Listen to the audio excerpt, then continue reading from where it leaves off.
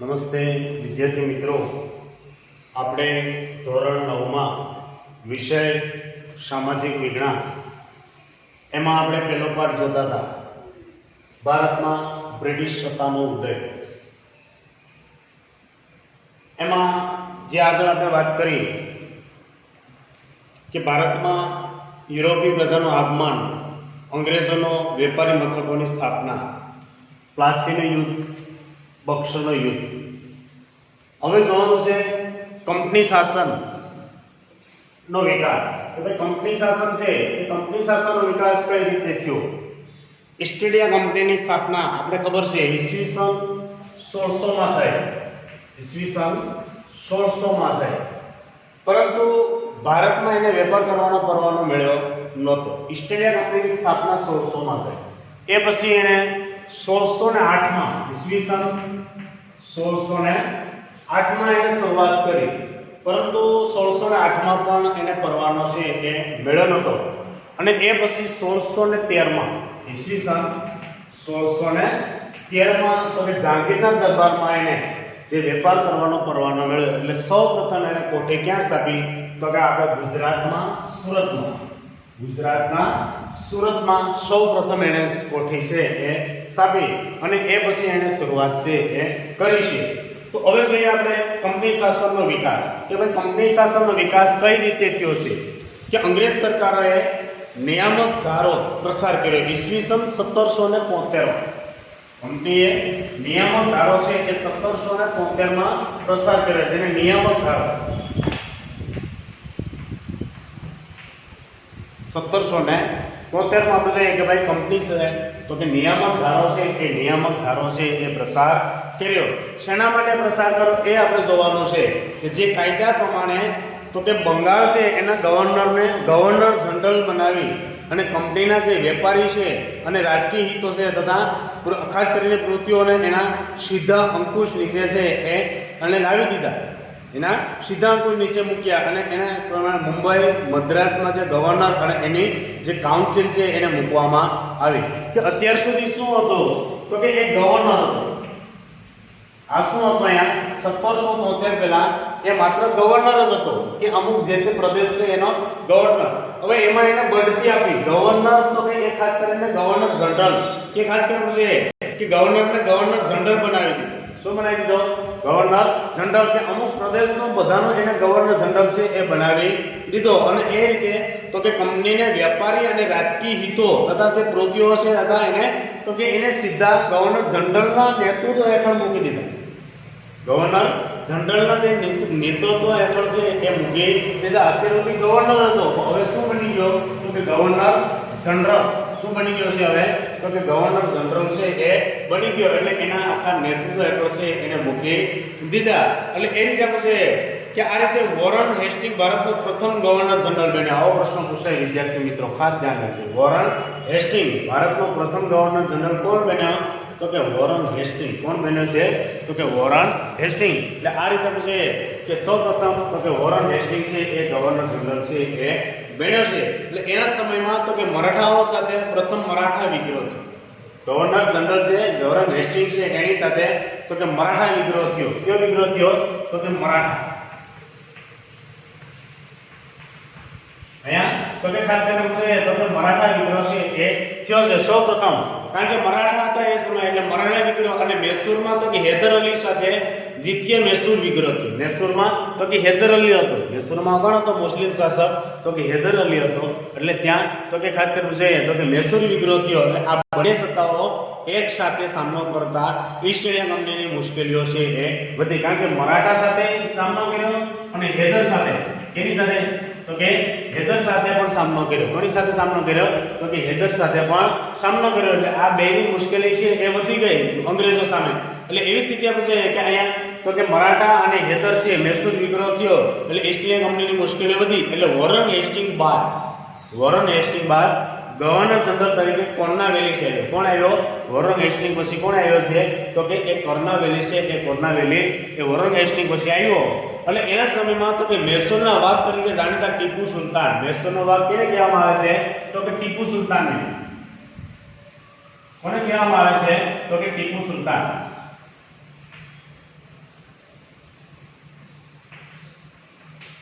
જેને મૈસૂરનો વાઘ, આવો પ્રશ્ન પૂછાય તમને વિદ્યાર્થી મિત્રો કે મૈસૂરનો વાઘ એ કિને કહેવામાં આવે તો કે ટીપુ સુલતાનને. કિને કહેવામાં આવે છે તો કે ટીપુ સુલતાનને. એટલે આ રીતે છે કે એ ટીપુ સુલતાન સાથે ત્રીજો મૈસૂર વિગ્રહ છે.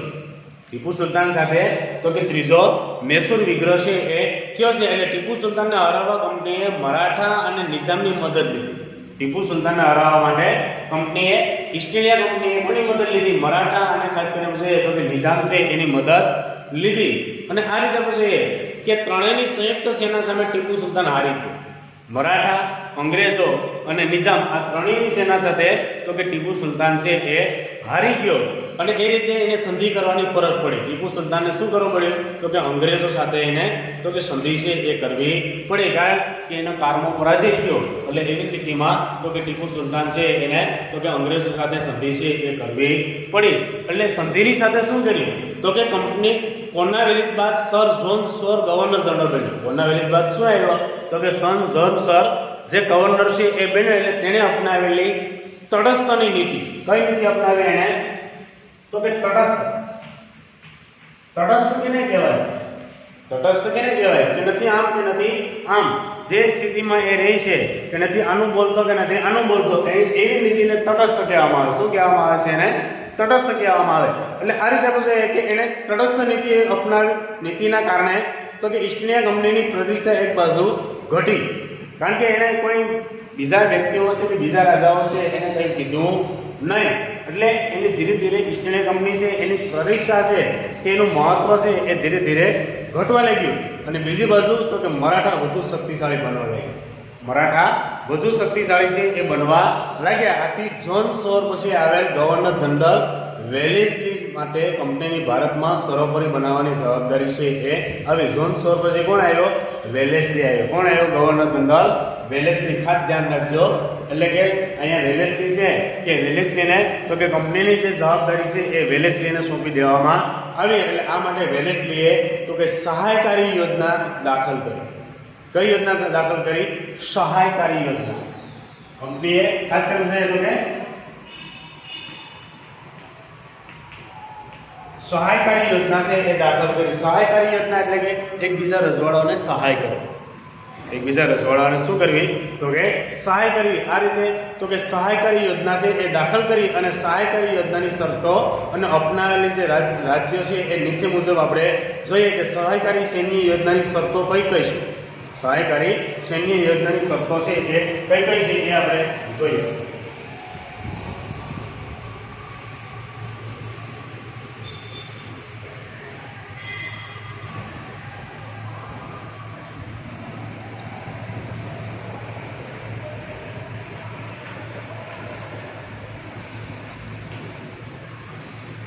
તો સહાયકારી યોજનામાં વાત કરીએ તો સહાયકારી યોજનામાં છે કે ભાઈ કંપની સરકાર તાલીમ પામેલું સૈન્ય યોજના સ્વીકારવાના રાજ્યોને આપશે.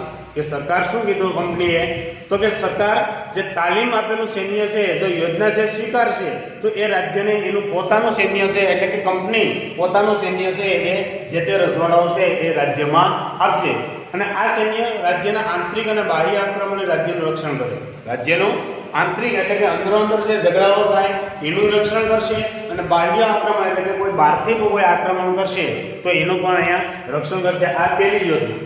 બીજી યોજના તો કે એના બદલામાં યોજના સ્વીકારનાર રાજાઓ લશ્કરી ખર્ચ ઘટાડવા તેટલી આવક ધરાવતો પ્રદેશ અંગ્રેજોને આપે. એણે શું કીધું કે જે તે રાજાઓ છે એના બદલામાં તો કે જે રાજાઓએ લશ્કરી ખર્ચ ઘટાડવો, પોતે રાજાએ પોતાનો લશ્કરી ખર્ચ ઘટાડવો અને એ ખર્ચ ઘટાડી અને અંગ્રેજ લશ્કરને આપવો. કેને આપવો તો કે અંગ્રેજ જે લશ્કર ઊભું કરે એની એ ખર્ચ છે એ આપવાનો રહેશે. ત્રીજું કે કંપનીની પરવાનગી વિના રાજ્ય અન્ય રાજ્ય સાથે યુદ્ધ કે સંધિ કરી શકે નહીં. રાજા કોઈ પણ રાજા હોય કંપનીની પરવાનગી વિના કોઈ પણ રાજા સાથે કે બીજા પ્રદેશ સાથે યુદ્ધ કરી શકે નહીં. કંપની એમ કહે કે હા તમે યુદ્ધ કરો તો જ કરવાનો, બાકી યુદ્ધ કરી શકે નહીં. અને ચોથું તો કે રાજ્યના દરબારમાં એક અંગ્રેજ પ્રતિનિધિ રાખવાનો. એના રજવાડામાં એક અંગ્રેજનો પ્રતિનિધિ હોવો જોઈએ, એમાં બીજા કોઈ હોવા જોઈએ નહીં. અંગ્રેજનો એક પ્રતિનિધિ તો હોવો જ જોઈએ, કારણ કે તો જ ગતિવિધિ વિરુદ્ધ એક ષડયંત્ર ઊભું કરી શકે એટલા માટે તો કે એ રાજ્યમાં અંગ્રેજનો પ્રતિનિધિ હોવો જોઈએ અને છેલ્લું તો અન્ય વિદેશથી પોતાના રાજ્યમાં નાગરિકો રાખવા નહીં. અન્ય વિદેશી અને પોતાના રાજ્યમાં તો કે ખાસ કરીને આપણે જોઈએ તો કે નોકરીએ છે એ રાખવા નહીં કે બીજા વિદેશી કોઈ પણ હોય એને પોતાના રાજ્યમાં નોકરી રાખવા નહીં. આવી બધી શરતો છે એ અહીંયા સહાયકારી યોજનામાં દાખલ કરી.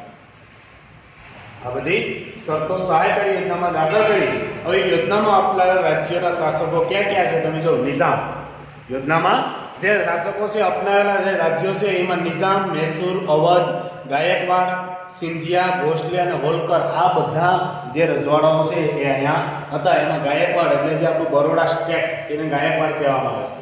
બરોડા સ્ટેટ છે એ આપણું ગાયકવાડ છે એ કહેવામાં આવે. આ ગાયકવાડમાં હતું અને એમાં અમરેલી જિલ્લો અને એના અમુક તાલુકા છે એ ગાયકવાડમાં છે એ આવતા હતા. એટલે આવી સ્થિતિમાં આપણે કે આ બધા રાજ્યોએ આ સહાયકારી યોજના છે એ સ્વીકારી. તો આ યોજનામાં એક મીઠા ઝેર સમાન હતી. આ યોજના કેવી હતી? એક ખાસ કરીને તો કે મીઠા ઝેર સમાન. આ યોજના કેવી હતી? મીઠા ઝેર સમાન હતી. આમ મીઠું લાગે પણ એ ઝેર હતું. અંગ્રેજો છે એ આપણા માટે એક ઝેર ઊભું છે એ કર્યું હતું. એટલે જ કીધું છે કે એક મીઠા ઝેર સમાન હતી કે આ યોજનાનો અમલ કરી અને વેલેસ્લીએ ઘણા પ્રદેશો ઈસ્ટ ઇન્ડિયા કંપનીમાં જોડી દીધા હતા. આવી યોજના કરી અને કંપનીએ, કારણ કે વેલેસ્લીએ એવી ઝાળ પાથરી હતી. કેમ કે આજે તમે જો કે મિત્રો ખાસ કરીને જે માછલા પકડવાવાળો મસીયારો હોય તો મસીયારો શું કરે? માછલા પકડવા માટે ઝાળ નાખે ને. સામાન્ય કોઈ વાસણથી કંઈ પકડતો નથી, એ ઝાળ નાખે સમુદ્રમાં કે નદીમાં, એ ઝાળ નાખે એટલે ઝાડમાં માછલા આવી જાય. એમ અહીંયા વેલેસ્લીએ તો કે ભારતના રાજાઓ હતા એ ઝાળ પાથરી, ભારતના રાજાઓ છે એમાં એને ઝાળ પાથરી અને એ ઝાળ પાથરી અને બધાને કબજે છે એ લેવા માંડ્યો. અને આ રીતે કંપની શાસન છે એમાં વિસ્તાર છે એ વધારવા લાગ્યો. એટલે ગવર્નર જનરલ વેલેસ્લીએ ટીપુને સહાયકારી યોજના સ્વીકારવાનો જણાવ્યો. વેલેસ્લીએ ટીપુને સહાયકારી યોજનાનું જે સ્વીકારવાનું જણાવ્યું, જેણે તેને ઇનકાર કર્યો. ટીપુ સુલતાને એનો ઇનકાર કર્યો. એટલે યોજનાના સ્વીકારનો ઇનકાર થતા કંપનીએ અંગ્રેજોએ નિઝામને સાથે મેળવી અને મૈસૂર ઉપર 1999માં આક્રમણ, 1799 ત્યારે આક્રમણ કર્યું 1799. કારણ કે ટીપુ સુલતાને ના પડતી હતી કે નહીં ભાઈ અમારે આમાં સહાયકારી યોજનામાં જોડાવવું નથી. એટલે નિઝામનો સહારો લઈ 1799માં તો કે ટીપુ સુલતાન સામે એણે આક્રમણ છે એ કર્યું. અને ચોથા મૈસૂર વિગ્રહ દરમિયાન ટીપુ અંગ્રેજ સામે લડતા મૃત્યુ પામ્યો. કે ચોથો જે વિગ્રહ થયો ટીપુ સુલતાન સામે, ચોથો વિગ્રહ થયો. એટલે ધીરે ધીરે ટીપુ સુલતાન છે એ લડતા ત્યાં તો કે ખાસ કરીને મરણ છે એ પામ્યો. એટલે વેલેસ્લી બાદ ભારતનો ગવર્નર જનરલ તરીકે હેસ્ટિંગ આવ્યો. વેલેસ્લી પછી કોણ આવ્યો? તો કે હેસ્ટિંગ. ખાસ ધ્યાન રાખજો વિદ્યાર્થી મિત્રો, વેલેસ્લી પછી કોણ આવ્યો છે? તો કે વેલેસ્લી પછી ગવર્નર જનરલ હેસ્ટિંગ આવ્યો કે એણે નેપાળ સાથે યુદ્ધ કરીને ગુરખાઓને લશ્કરમાં સામેલ કર્યા. નેપાળ આપણો જે પાડોશી દેશ છે, નેપાળ આપણો જે પાડોશી દેશ છે એ નેપાળ, જે આપણી ઉત્તરમાં આવેલો છે. આપણી ઉત્તરમાં જે ખાસ કરીને જોઈએ કે પાડોશી દેશ છે નેપાળ, તો નેપાળ સાથે યુદ્ધ કરી અને એણે તો કે ત્યાંના જે ગુરખાઓ છે એને લશ્કરમાં સામેલ કર્યા. અને પીઢારાઓ સાથે યુદ્ધ કરી અને એને અંકુશમાં લીધા. પીઢારાઓ જે અમુક એવી જાતિઓ છે પહાડી વિસ્તારોમાં રહેતી હોય એ પીઢારાઓને એણે ખાસ કરીને યુદ્ધ કરી અને એને બધાને અંકુશમાં લીધા. અને ત્રીજો મરાઠા વિગ્રહ કરી અને કંપનીની સરોપરિતા સ્થાપી. કે ત્રીજો મરાઠા વિગ્રહ છે. મરાઠા સાથે પણ એ રીતે પેલા બે વિગ્રહ થયા અને પાછો છેલ્લો એક ત્રીજો વિગ્રહ થયો. એમ ટીપુ સુલતાન સાથે પણ ચોથો મૈસૂર વિગ્રહ થયો અને એને કારણે ટીપુ સુલતાન હારી ગયો. એટલે એવી સ્થિતિમાં આપણે જોઈએ કે અહીંયા ત્રીજો મરાઠા વિગ્રહ થયો, એમાં મરાઠા હાર્યા અને ધીરે ધીરે કંપની શાસનનો વિસ્તાર છે એ વધવા લાગ્યો. એટલે વિલિયમ બેન્ટિંગ ભારતમાં અગાઉના ગવર્નર જનરલની સરખામણીમાં ઉદાર ગવર્નર હતો. વિલિયમ બેન્ટિંગ કેવો હતો? તો કે અગાઉના જે ગવર્નરો હતા, અગાઉના જે ગવર્નરો હતા એ ગવર્નરથી થોડો કેવો હતો? તો કે ઉદાર. કેવો હતો? ઉદાર હતો. ઉદાર એટલે કેવો? તો કે ભાઈ બહુ કંઈ નુકસાન કરવું નહીં, કોઈ રજવાડાઓને હેરાન કરવા નહીં, એ રીતે એને ઉદાર છે એ કહેવામાં આવે. એટલે એવો ઉદાર હતો વિલિયમ બેન્ટિંગ. એટલે અગાઉના જે ગવર્નર જનરલોને અપનાવેલી જે સામ્રાજ્યવાદી નીતિની રાજ્યોએ જે અસંતોષ ઊભો થયો હતો, એ અસંતોષ છે એમાંથી એકતા ઊભી ન થાય એ માટે એણે તો કે ઉદારમતવાદી કાર્યો છે એણે કર્યા. કારણ કે અગાઉના જે ગવર્નર જનરલો હતા એ બધું વિસ્તારવાદી નીતિ અપનાવી હતી. કેવી નીતિ અપનાવી હતી? વિસ્તારવાદી નીતિ. એટલે એ વિસ્તારવાદી નીતિનાથી શું થાય તો કે બળવો ઊભો થાય, અસંતોષ ઊભો થાય. એટલે અસંતોષ ઊભો ન થાય અને ઈસ્ટ ઇન્ડિયા કંપનીની પ્રતિષ્ઠા છે એ પ્રતિષ્ઠા જળવાઈ ગઈ. એ માટે થઈને એણે તો કે ખાસ કરીને જે લોકો સામ્રાજ્યવાદી નીતિ અપનાવી હતી, અગાઉના જે ગવર્નરો હતા એણે જે સામ્રાજ્યવાદી નીતિ અપનાવી હતી, એ સામ્રાજ્યવાદી નીતિમાંથી જે બળવો ન થાય એ માટે એણે ઉદાર નીતિની શરૂઆત કરી. કેવાની શરૂઆત કરી અહીંયા તો કે ઉદાર નીતિ. કેવાની શરૂઆત કરી છે એણે તો કે ઉદાર નીતિ છે એ ઉદાર નીતિની એણે શરૂઆત છે એ કરી, જેથી કરીને કંપનીની પ્રતિષ્ઠા છે એ કાયમ માટે જળવાઈ ગઈ. એ રીતે વિલિયમ બેન્ટિંગે શરૂઆત છે એ કરી. કારણ કે વિસ્તારવાદી તો થઈ ગયો, તો વિસ્તાર તો વધી ગયો તો કંપનીનો, તો હવે તો કંપનીને જાળવી રાખવાનો પ્રયત્ન કરવાનો હતો. એટલે એક પ્રયત્ન કોણે કર્યો તો કે વિલિયમ બેન્ટિંગે. કોણે કર્યો હતો?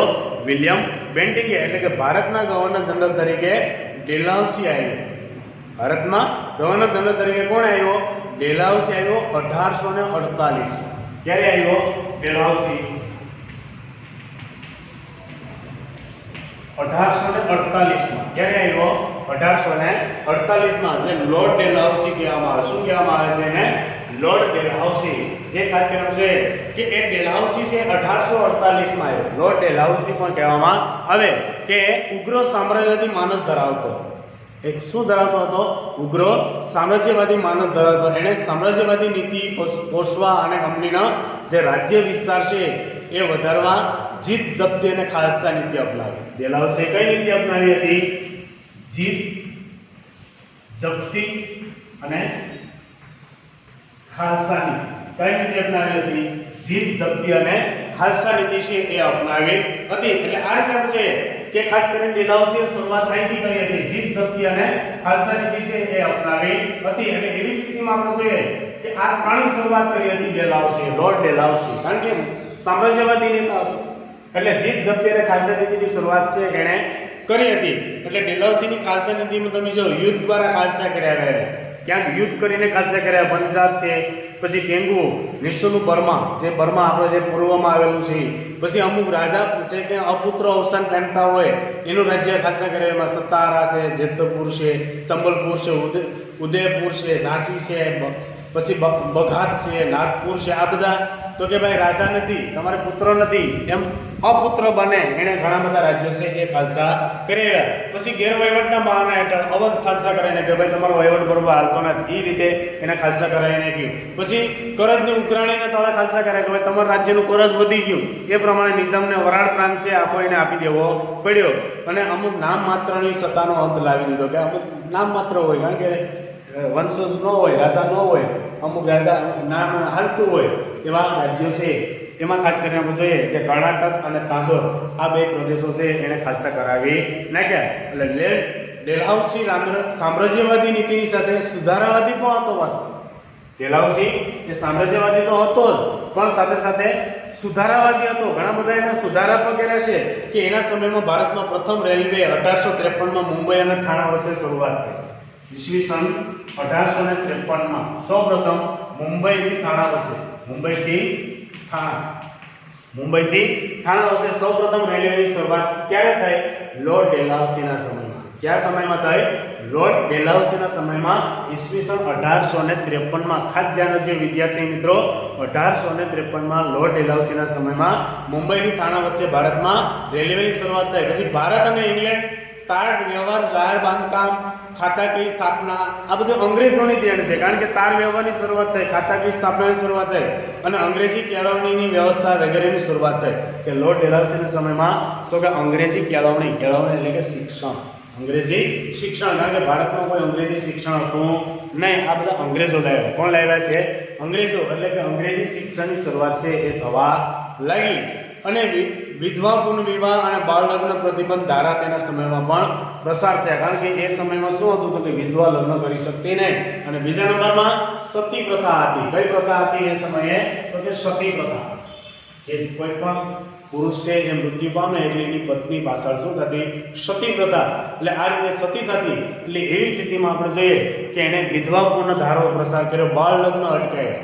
એણે બાળ લગ્ન પ્રતિબંધ ધારો છે એ અટકાયો, કારણ કે બાળ નાનપણમાં જે લગ્ન થઈ જતા એ પ્રમાણ ઘટાડ્યું અને વિધવા પુનઃવિવાહની શરૂઆત કરી. એણે વિધવા છે એ ફરી વખત લગ્ન કરી શકે અને 1757ના પ્લાસીની યુદ્ધથી શરૂ કરી. ત્યાંથી શરૂઆત કરી 1757 થી આગળ વાત કરી. 1757 થી એને શરૂઆત કરી પ્લાસીના યુદ્ધથી. પ્લાસીના યુદ્ધથી આપણે શરૂઆત કરી. 1757 થી આપણે જોઈએ કે શરૂઆત કરી એટલે કે 100 વર્ષના સમયમાં, કેટલા વર્ષમાં? 100 વર્ષના સમયમાં કંપનીની સત્તા અને સામ્રાજ્ય બંને વધ્યા. સત્તાએ વધી અને એનું સામ્રાજ્ય છે એ પણ વધ્યું, પરંતુ એમ કરતા ભારતના રાજ્યોના અસંતોષનો સામનો છે એને તેને કરવો પડ્યો. કારણ કે એને કારણે શું થયું તો કે ભારતમાં અસંતોષ વધવા લાગ્યો. શું વધવા લાગ્યો તો કે ભારતમાં અસંતોષ છે એ વધવા લાગ્યો. અને આ અસંતોષને અંતે 1857 ઈસવીસન 1857 100 વર્ષ થયા. કેટલા વર્ષ થયા? 100 વર્ષ. ઈસવીસન 1857 છે એમાં ભારતનો પ્રથમ સ્વાતંત્ર્ય સંગ્રામ છે એ સ્વરૂપે બહાર આવ્યો. કારણ કે અસંતોષ ફાટી નીકળ્યો. શું ફાટી નીકળ્યો? અસંતોષ છે એ ફાટી નીકળ્યો. અસંતોષને કારણે તો કે અહીંયા ખાસ કરી કારણ કે સામ્રાજ્યવાદી નીતિ અપનાવી હતી અંગ્રેજોએ, એને કારણે અસંતોષ એટલે 100 વર્ષમાં તો કે 1857માં એવો સંગ્રામ છે, સ્વાતંત્ર્ય સંગ્રામ છે એ બળવો ફાટી નીકળ્યો.